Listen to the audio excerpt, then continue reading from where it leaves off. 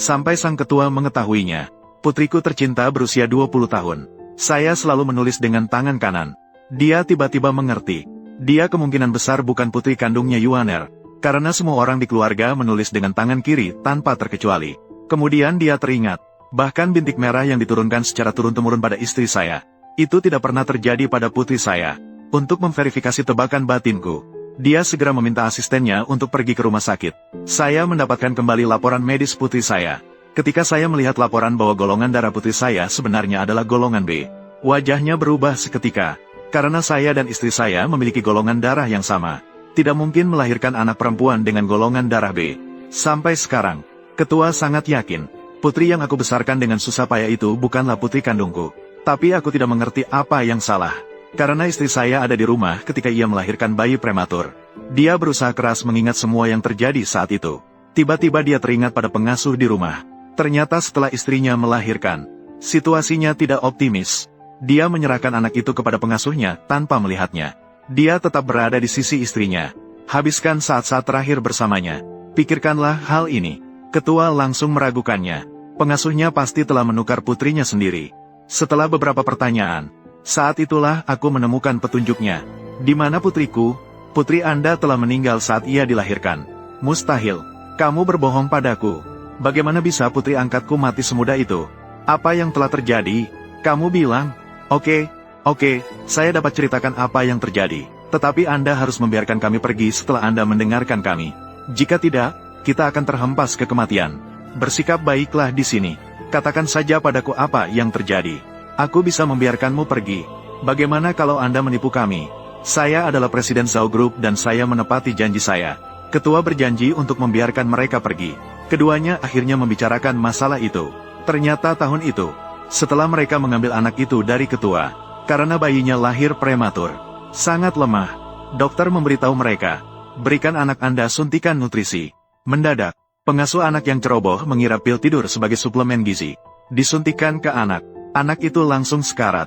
Ini bukan suplemen nutrisi. Dia sangat ketakutan hingga dia jatuh ke tanah. Untuk menutupi kejahatannya, kedua orang kejam itu tidak memilih untuk merawat anak itu secepat mungkin. Namun secara rahasia dari bangsa lain, menggendong bayi yang baru lahir, seekor kucing menggantikan sang pangeran.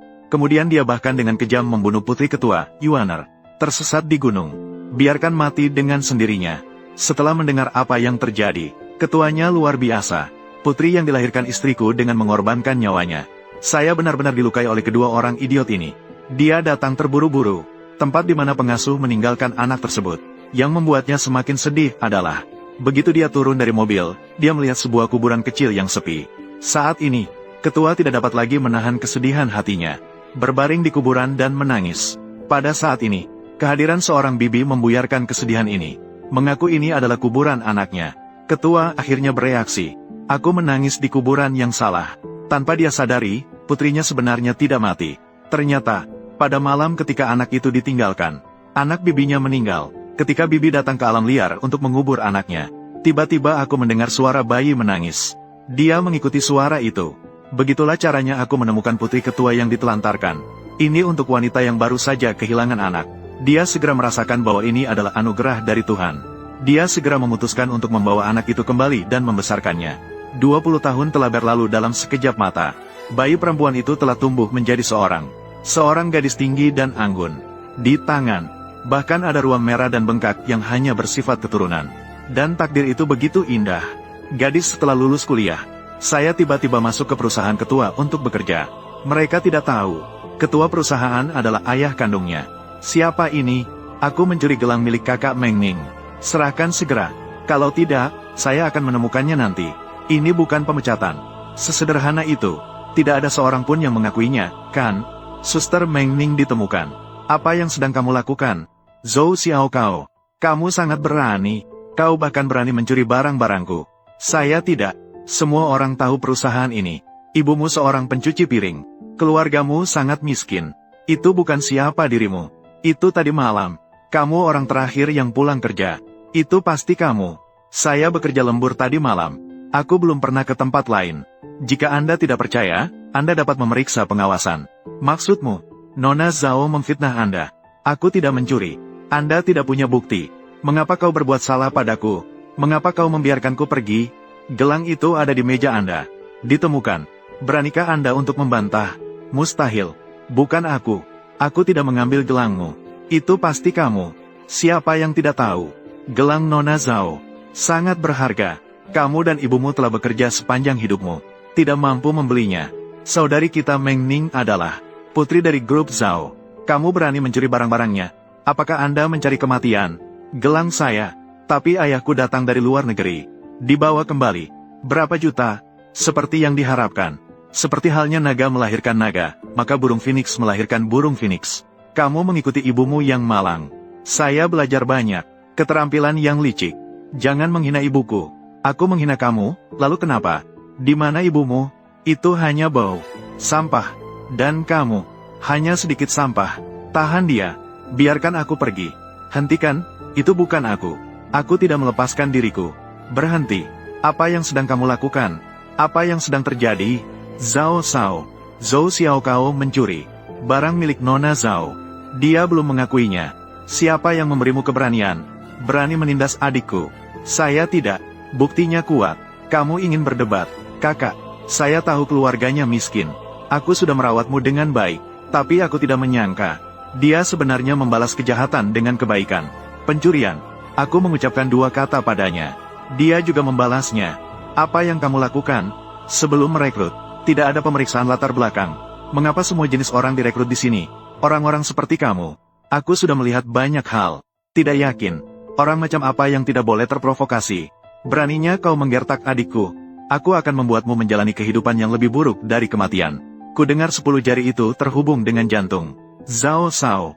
Ayo kita gunakan jarum. Tusuk jarinya. Setelah melihatnya. Beranikah kamu mencuri? Kanan. Tidak. Aku tidak mencuri. Kamu tidak bisa melakukan ini. Masih keras kepala. Aku rasa, aku tidak akan memberimu pelajaran. Anda tidak akan mengingatnya. Pengunjung. Tidak mau. Biarkan aku pergi. Tidak, jangan. Tidak mau. Zhou Xiaokao. Jika kamu berlutut sekarang, mohon maaf pada Nona Zhao. Masih ada waktu. Aku tidak mencuri. Bahkan jika Anda hari ini bunuh aku, saya pun tidak akan mengakuinya. Masih belum ada penyesalan. Bagus. Karena kamu memiliki tulang yang keras. Pengunjung, patahkan tangannya untukku. Berhenti. Mengapa kamu melihat gadis ini? Ini akan menjadi perasaan yang aneh. Ayah, kau datang pada waktu yang tepat. Dia, aku mencuri gelang yang kau berikan padaku. Kakakku dan aku menghukumnya. Hanya sebuah gelang. Lupakan. Ayah, aku melihatnya. Juga dihukum. Tidak sebagus.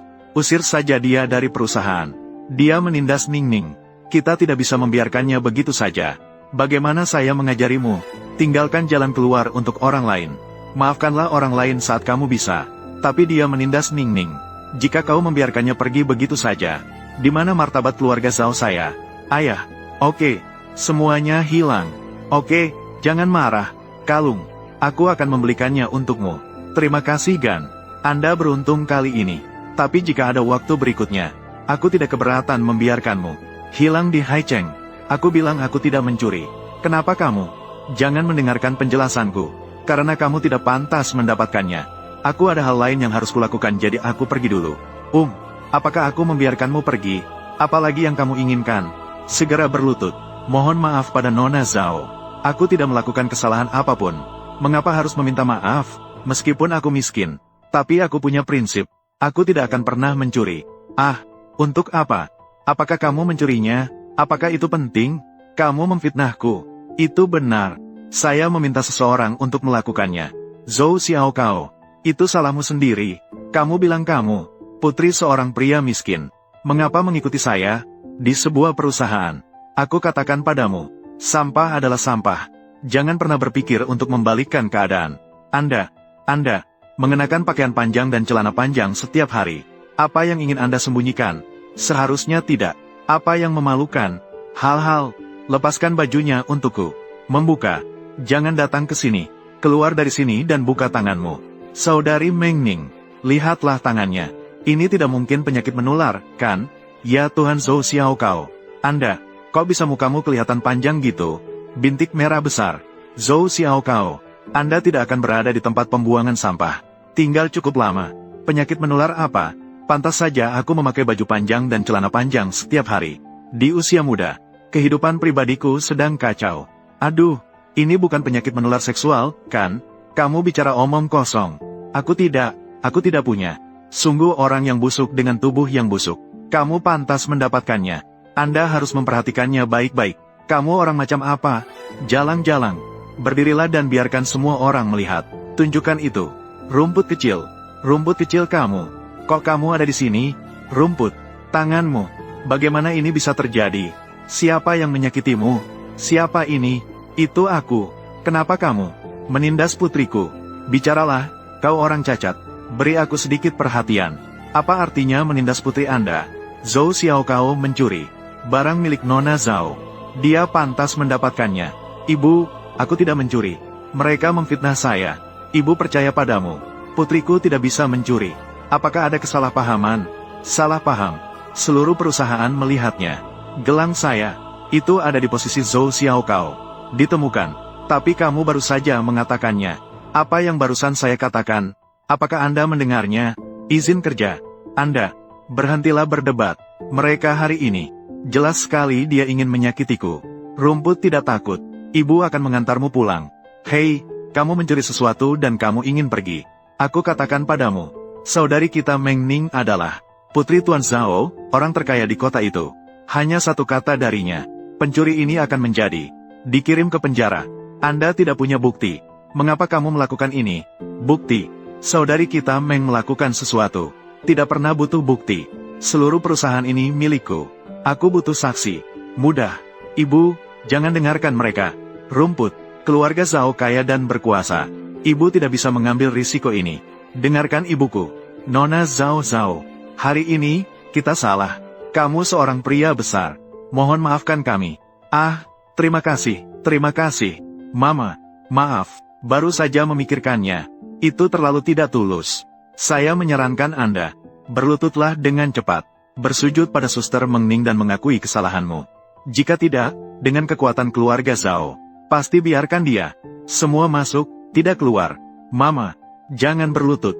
Ibu tidak bisa melihatmu. Masuk penjara. Ibu Zhao, aku berlutut untukmu. Silakan. Mohon maafkan kami. Terima kasih. Ibu, cepat bangun. Silakan. Kamu bangun. Dengarkan aku. Ibu Zhao, saya punya uang. Aku akan membayarmu untuk gelang itu. Jangan sentuh aku. Mama, siapa yang menginginkan uang Anda? Sangat kotor. Saya tidak tahu berapa banyak bakteri yang ada. Saudari kami Meng Ning. Hal yang paling saya kekurangan adalah uang. Sungguh sial.